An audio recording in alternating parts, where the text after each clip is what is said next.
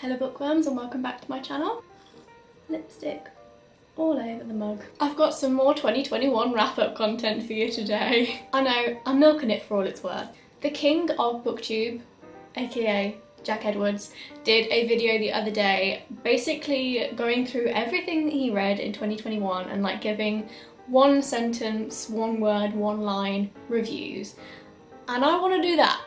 I am probably going to hate myself in the future because I'm not going to be holding the physical books because I am not putting all of those books back.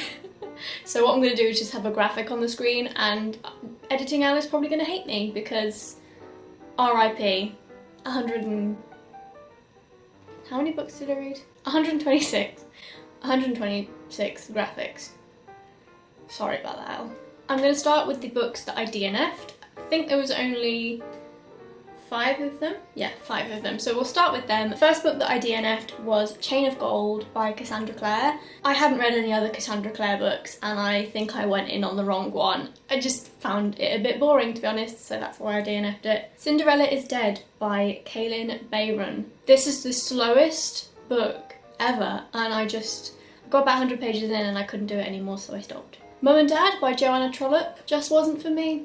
Not my kind of book. The Shadow in the Glass by JJA Haywood. It wasn't giving me what I wanted from it basically, so I stopped again at around the 100-page mark. And then the last book that I DNF'd was The Authenticity Project by Claire Pooling. Again, not really my thing. Just found it a bit boring. And now these are all of the books I read in 2021 and what I thought of them, starting from January. Bridget Jones' Diary by Helen Fielding. This was a reread. Bridget Jones is a classic. I really love the books. I know they are dated now and it is more and more obvious every time I reread them just how dated they are, but I still think there are elements of it that are still very relatable in today's society. And I love Bridget. Northern Lights by Philip Pullman. This is the first book in his Dark Materials trilogy.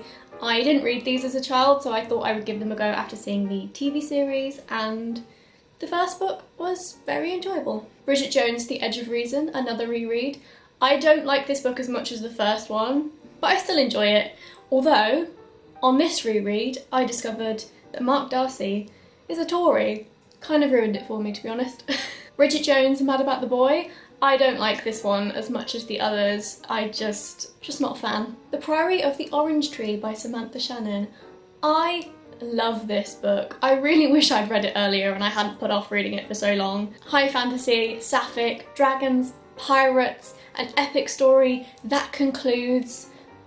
Just love it, but also left open enough for sequels. Love Stargirl by Jerry Spinelli. This is the sequel to Stargirl. I really loved Stargirl growing up and was thrilled to learn that there was a sequel. Was not so thrilled when I read the sequel. Bridget Jones' Baby. This is definitely fan service, but I enjoy. The Mask Falling by Samantha Shannon.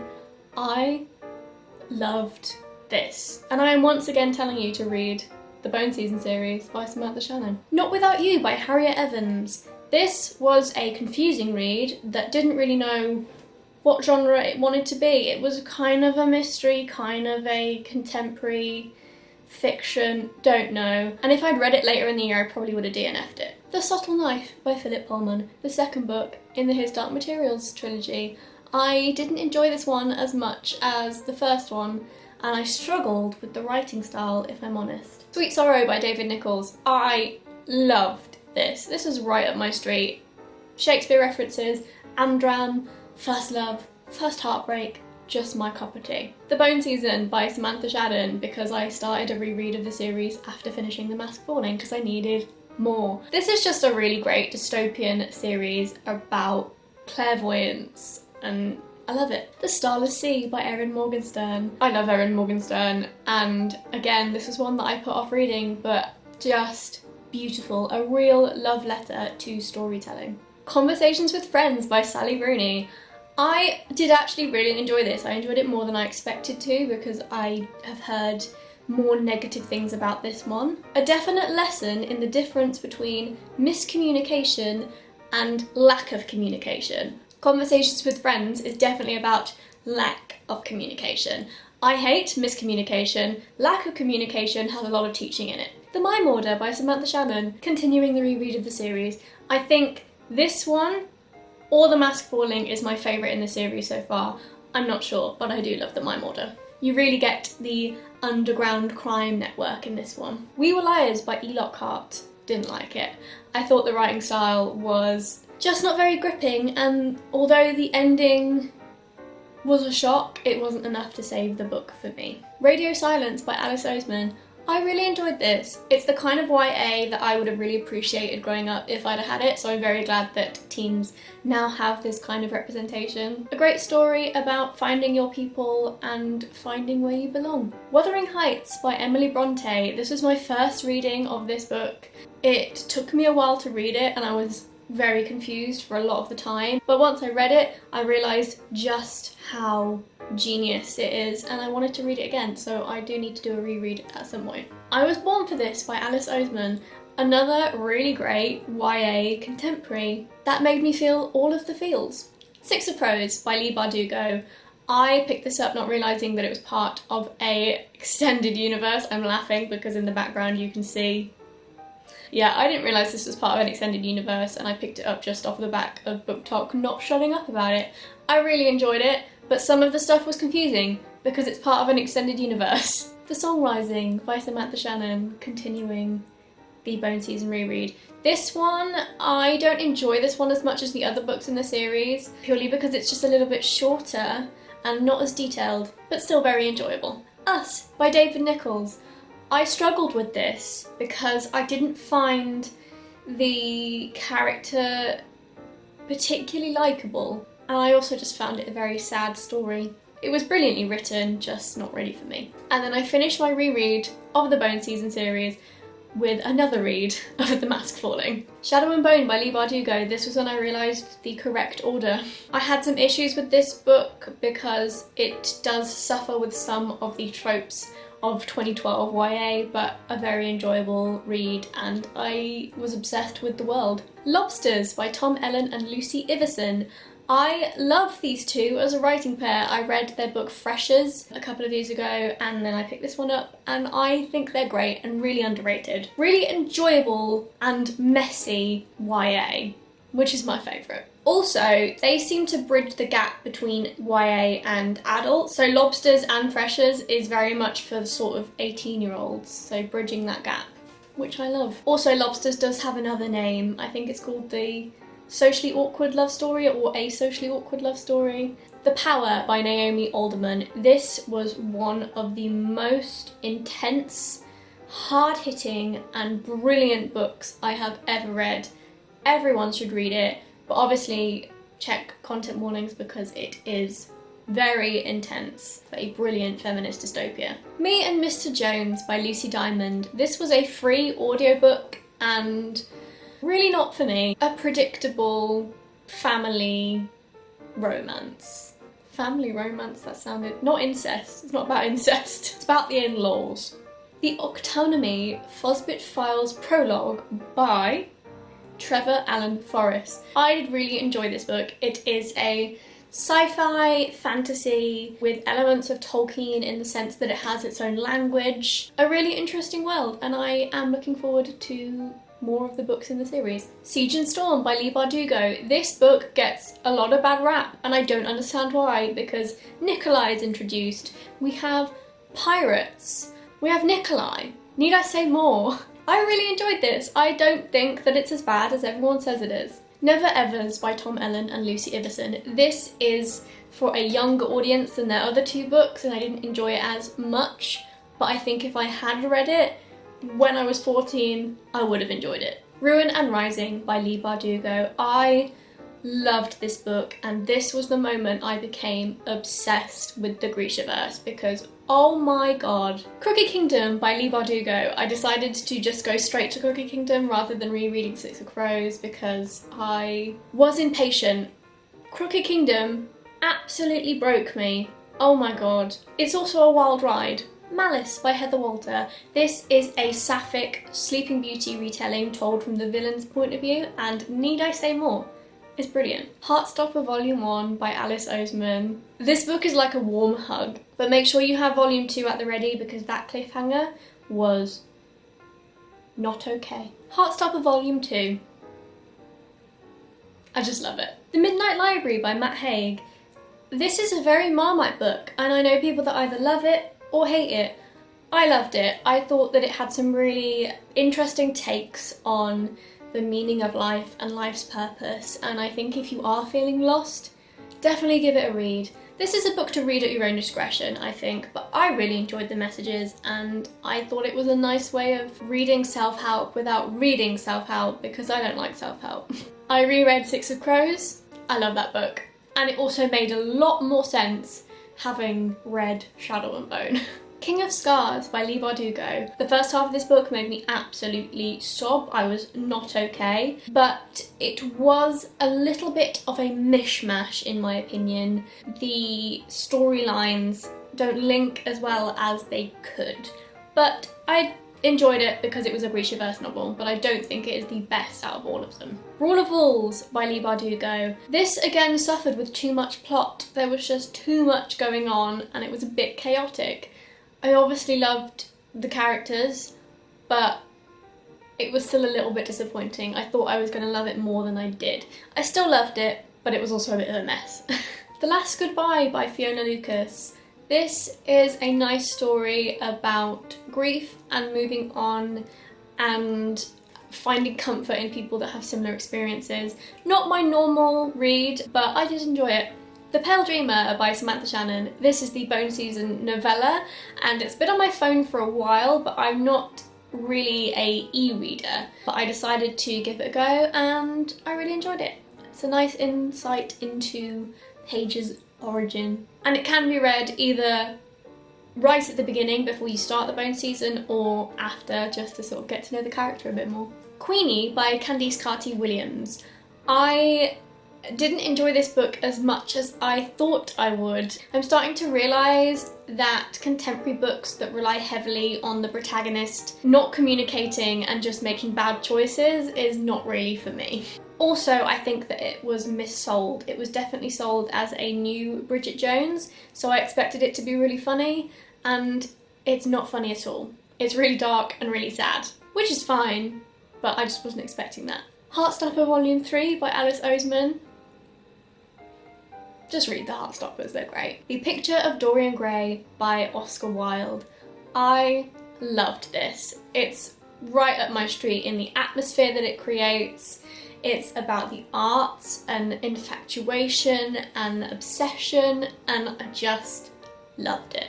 Shadow and Bone by Leigh Bardugo. I reread Shadow and Bone because I was in a bit of a reading slump, and it was at the same time that the TV show had come out and I was just wanting to be with those characters, so I reread it. The Gilded Ones by Namina Former. This is a really great YA fantasy. Really interesting concept, really original, and I'm really looking forward to the second book. The Wolf and the Woodsman by Ava Reid. I love this book. I absolutely fell in love with the characters straight away. The atmosphere, just how dark and gritty and gory it was. I just love everything about it, and I don't think I have shut up about it since I read it.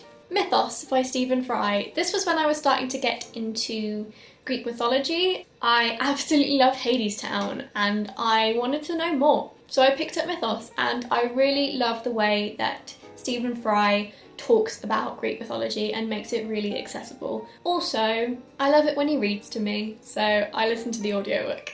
Only Mostly Devastated by Sophie Gonzalez. This is a queer retelling of Greece and I think I expected more from it, to be honest. I enjoyed it, but I thought that the pacing let it down a little bit and I just was finding it a bit of a slog to get through. The Road Trip by Beth O'Leary. This is the first Beth O'Leary book that I have fully and utterly enjoyed the whole way through. I really liked the subtle reveal of what happened beforehand. I just really enjoyed this book. And I was glad to finally enjoy a book by Beth O'Leary because I've always loved her concept, just never her delivery. Rebecca by Daphne du Maurier. This is a really great book if you love Gothic literature. I was absolutely immersed. I did know the ending because I have seen the film, but that didn't take away from my enjoyment of it. I think Daphne du Maurier is just a brilliant writer and I want to read more of her stuff. Heartstopper Volume 4. Just read it. Red Queen by Victoria Aveyard.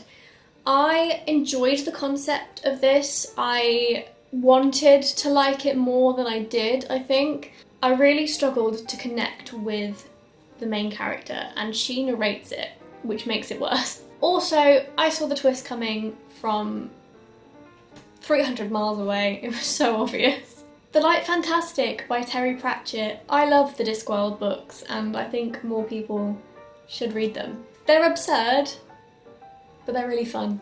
The Five by Hallie Rubenholm. This was one of my first non-fiction books of the year and I was totally and utterly invested. I was actually reading this while away on holiday and my family got annoyed at me because I just kept reading extracts to them. This is a really great look at the lives of Victorian women and how it was a bit crap to be a Victorian woman. If you're wanting some feminist non-fiction, then check this out. The Love Square by Laura Jane Williams.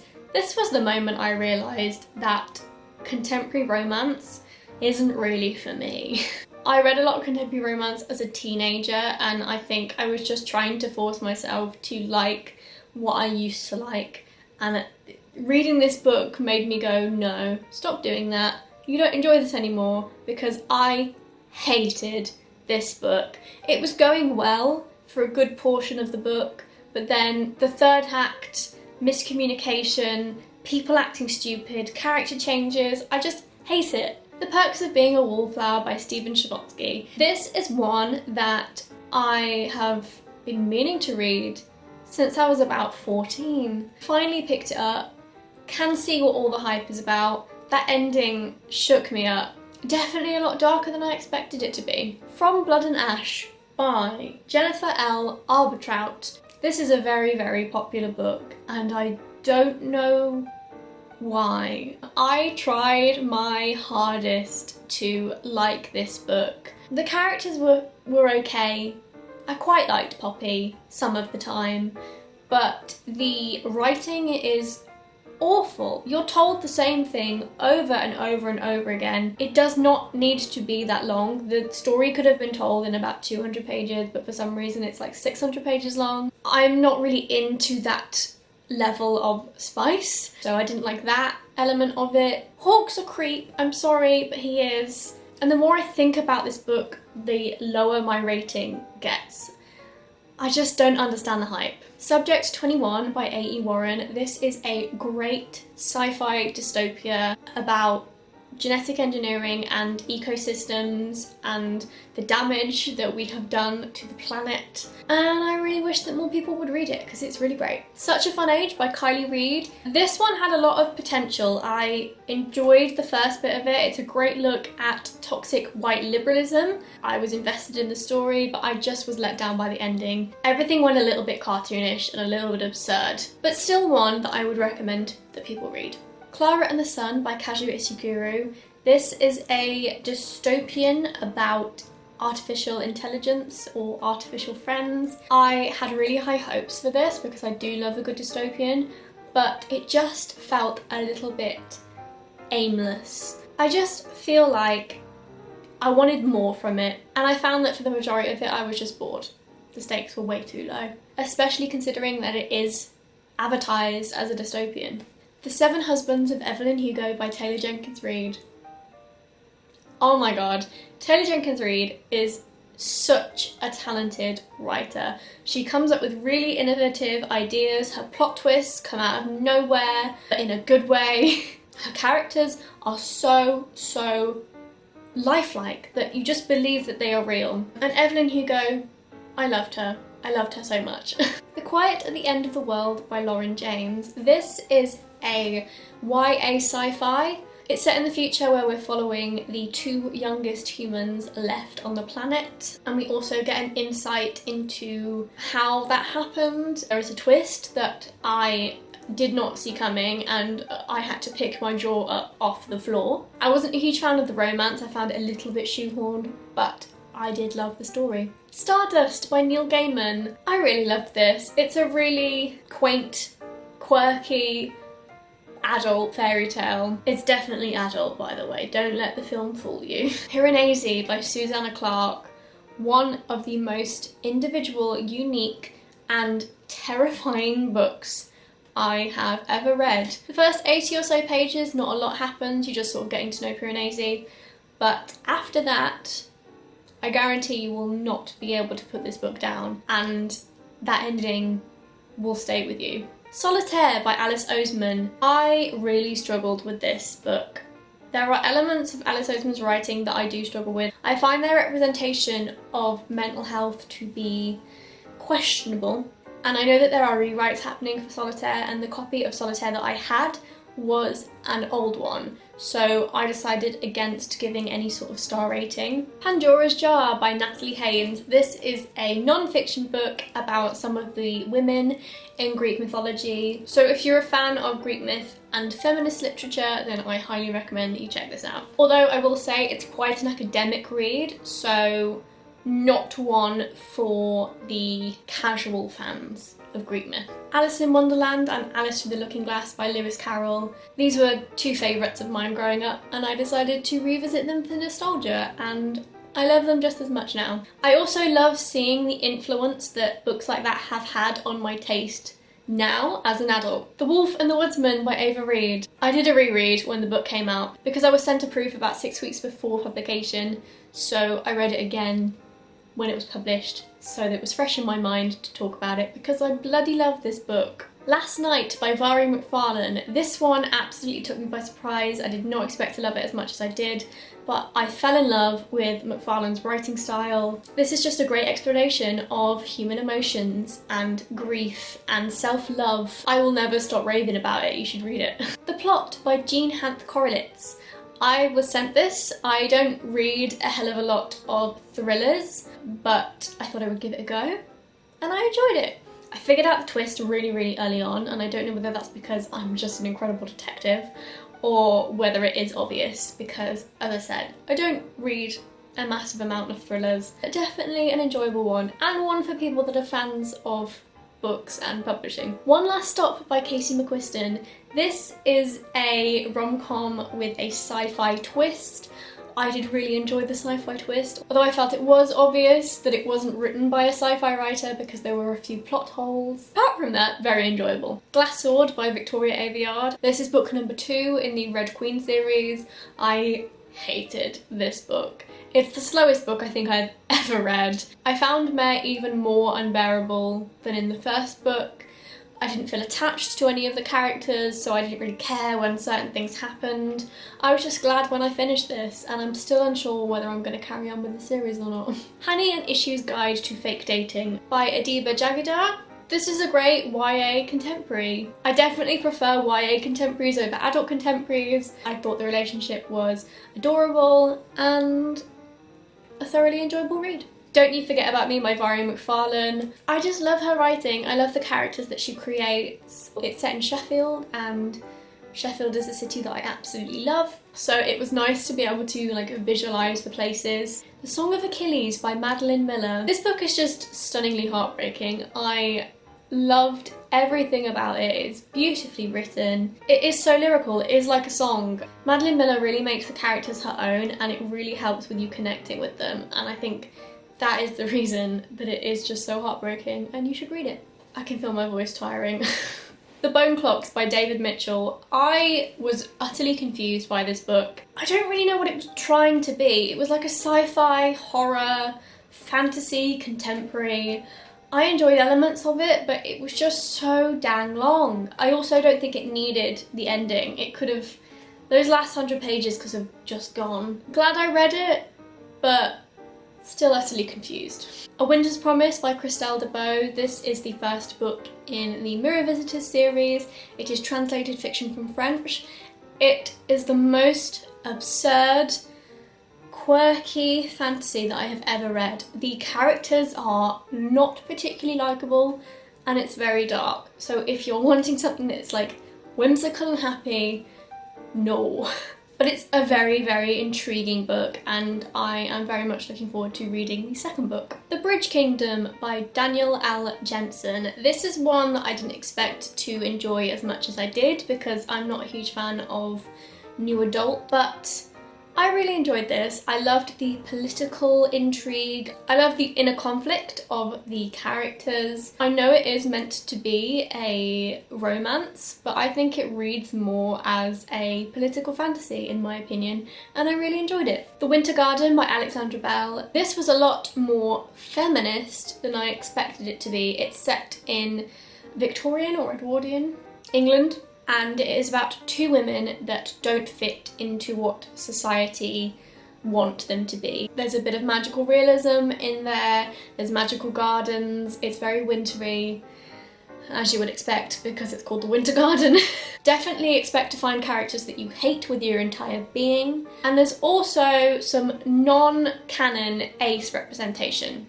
There was a break in proceedings because I had a phone call, but we are back and it is now a race against the time to finish this before the sun goes down. The perks of filming in winter. Right, where were we? The Traitor Queen by Danielle L. Jensen. This is the second book in the Traitor Queen duology, which I now think is going to be a trilogy, but anyway. Really great conclusion to this story. And again, I enjoyed it more than I expected to. There was a moment though where there was a raunchy scene just after one of the characters had been pretty badly wounded, and not really the best time to do that. Grown Ups by Marian Keyes. I really enjoyed most of this. I love the character work that Marian Keyes does, and I also love books that are set in Ireland, but the ending was just a little bit of a disappointment because this book was quite long, so there was a lot of build-up for not a lot of payoff. Circus of Wonders by Elizabeth McNeil. The story was enjoyable. It's a historical fiction about a girl who lives in a little seaside village in England. She has a deformity. She then joins the circus and her life kind of changes. It was okay. I enjoyed it at the time, but the more I think about it, the more I'm like, it was just okay. Nick and Charlie by Alice Oseman. This is a solitaire slash heartstopper novella. I would say it's more of a solitaire novella. For me, the characters of Nick and Charlie in the novels compared to the graphic novels just don't connect, and I just didn't enjoy Nick and Charlie, the novella, as much as I thought I would. The Bone Witch by Rin Shepeko. This is the first book in a trilogy. Really enjoyable, great world building. If you're looking for something similar to the Grishaverse, go for this. 101 Dalmatians by Dodie Smith. This was another childhood favourite. Love it. Daisy Jones and the Six by Taylor Jenkins Reid. Again, just incredible. Really believable characters, really engrossing, twists that will just blow your mind. Even better than Seven Husbands of Evelyn Hugo. On the Other Side by Carrie Hope Fletcher. Hands down the worst book I think I have ever read, ever. Definitely the worst book I read in 2021. The Heart Forger by Rin Shepeko, the second book in the Bone Witch trilogy. Even better than the first book. The world building, the character development, the romance. Torn by Jasmine Watson. This is a self-published YA. It is also Jasmine Watson's debut novel. A really great start, a lot of potential, a few teething issues, but I'm very excited to see what is next from Jasmine and what is next from the series. The Kiss Quotient by Helen Huang. Own Voices Autistic Rep, which I was thrilled about. It's a adult romance, which isn't usually my cup of tea, so the actual story in itself wasn't really for me, but I loved the representation and I loved seeing elements of myself in a character. Although I will say, Michael gets a hell of a lot of credit for doing the bare minimum. Circe by Madeline Miller. Again, beautiful writing. Circe's story told from her point of view, just great. Last Night at the Telegraph Club by Melinda Lowe. This is a brilliant historical fiction set in the 1950s in America. It is a queer love story. It is heartbreaking. It's queer history, which I think is really important, and definitely one that everyone should check out. Also, if you are a fan of The Seven Husbands of Evelyn Hugo and want something similar, I would recommend this. If I Never Met You by Vari McFarlane. Really enjoyable, very much Vari McFarlane style that I've come to know and love. There is some questionable representation. It's not my place to talk about it because it is not my representation, but if you are interested I would recommend looking that up, but still very enjoyable. The Idiot by Elif Batuman. This was one that I didn't know how I felt about when I finished it. It is quite a dull book in the sense that it's not very plot driven, not a lot happens, but there's a lot of character, not development, but exploration. But a great look at how you are still very much not developed even in your early 20s when you're starting university. A great book to read critically. The Fifth Season by N.K. Jemisin. This is the first in the Broken Earth trilogy. This is a high fantasy, unlike anything I've ever read. Utterly brilliant, very dark, very adult, but brilliant. And I'm very much looking forward to continuing the series. Before the Coffee Gets Cold. This is a really great magical realism that is set in a coffee shop. It's about time travel. All of the stories are linked really nicely. It's also translated fiction. Just a really sweet and sad story. The Bell Jar by Sylvia Plath. One that I think is an important read for everyone, but obviously check content warnings. To the Lighthouse by Virginia Woolf. I absolutely fell in love with this book. I was so engrossed. It is train of thought style narrative and just a book to get lost in. The Magician's Nephew by C.S. Lewis. This is the first book chronologically in the Chronicles of Narnia, and I was a little bit disappointed by this, to be honest. The Shadow Glass, which is the third book in the Bone Witch trilogy. Perfect conclusion. Just read this trilogy, it's brilliant. My Policeman by Bethan Roberts. I was massively disappointed by this. I didn't really like any of the characters, and I wanted an exploration of bisexuality in the 1950s and I didn't get that, so I did not like it. Autumnal by Ali Smith. Beautifully written, some really interesting and intelligent insights, but a little bit pointless. It's Not Me, It's You by Vara McFarlane. This was my first letdown by McFarlane. It had all of the heart of a McFarlane book, but unfortunately it was just too much like a standard romance novel, which is just not my cup of tea. Ninth House by Leigh Bardugo. Oh my god, this book is brilliant. It's Leigh Bardugo's adult debut and it has all of the elements of the Grishaverse, but just make it adult. And I love it. I reread The Night Circus by Erin Morgenstern, which is my all-time favourite book. Need I say more? Coraline by Neil Gaiman. I preferred the movie. The Monsters of Rookhaven by Padridge Kenny. Apologies if I said that wrong. This one took me by surprise. It's a middle grade book, but I absolutely loved it. The illustrations were beautiful. They tied in really nicely with the story. A great one for spooky season. Really enjoyable. All Our Hidden Gifts by Carolyn O'Donoghue. I loved this. This is the first book in a trilogy, I believe. It's a YA urban fantasy, but it also reads like a mystery. It's witchy, it's got tarot. It's also set in Ireland, and I love books that are set in Ireland. Witch by Finbar Hawkins. This was a bit of a letdown. Not a lot of character development, not a lot of magic for a book that is called Witch. Yeah, letdown. Pumpkinheads by Rainbow Rowell and Faith Erin Hicks. This is a graphic novel. The illustrations were really cute, really aesthetic, but the story was a massive letdown. In Watermelon Sugar by Richard Brutagan. This is a surrealist utopian novel about a settlement where everything is made of watermelon sugar. It's strange, it's beautiful, it's great. Hidden Base by A.E. Warren. This is the second book in the Tomorrow's Ancestors series, the sequel to Subject 21.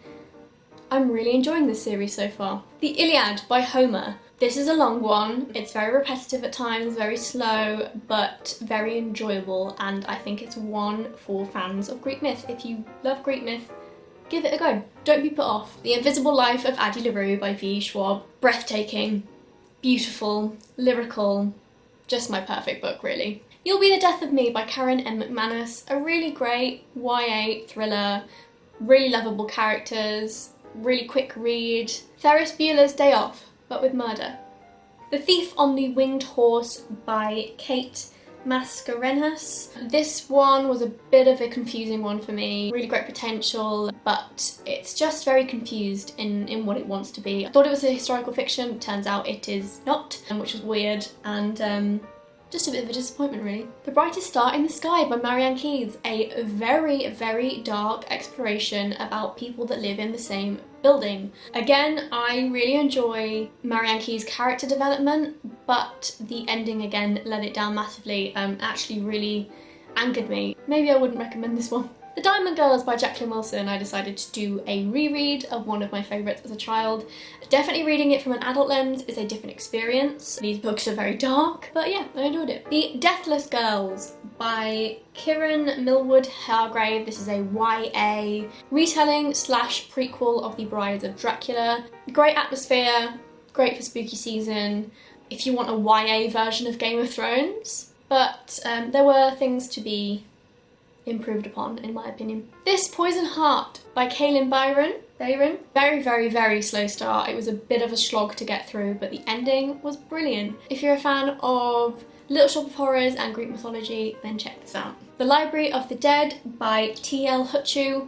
I loved this. Great atmosphere, spirits, ghosts, clairvoyance, right up my street, and I'm looking forward to continuing this series. Let It Snow by John Green, Maureen Johnson and Lauren Miracle. This is a Christmassy read.